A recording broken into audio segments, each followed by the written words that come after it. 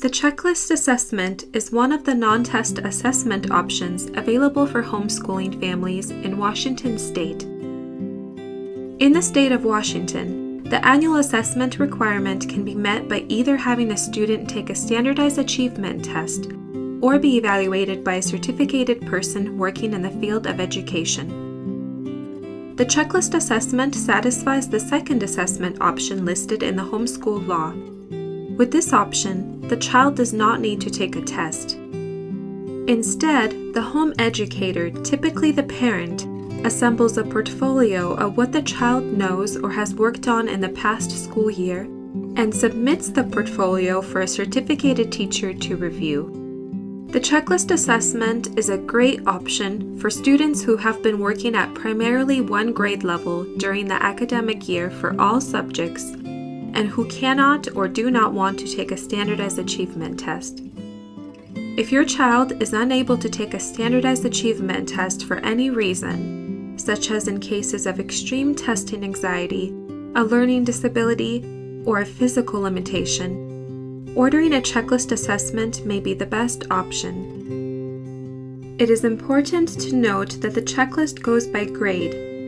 Only order the checklist if your child has been working at one grade level for most subjects taught throughout the school year.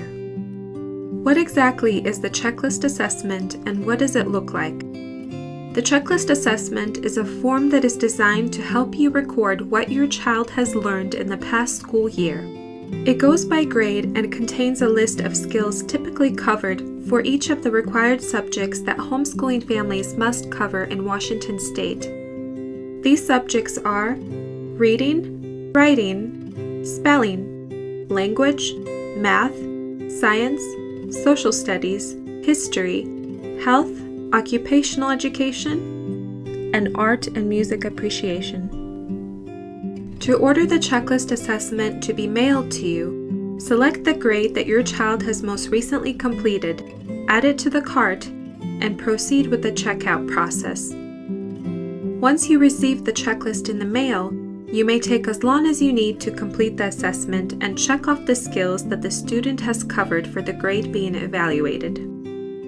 The law states that each child must be assessed once each year.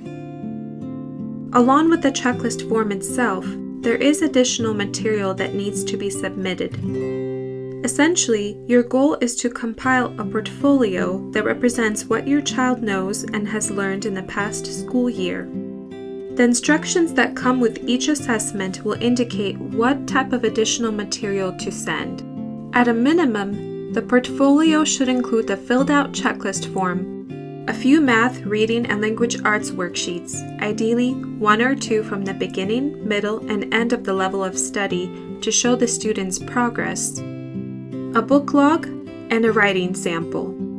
Additional materials may also be submitted, such as the scope and sequence of the curriculum or program used, work samples for any academic subject, a list of films or documentaries watched, pictures of science or art projects, a goals and objectives form, quarterly progress reports, a summary of field trips taken, and information on extracurricular activities such as music lessons, drama, and sports.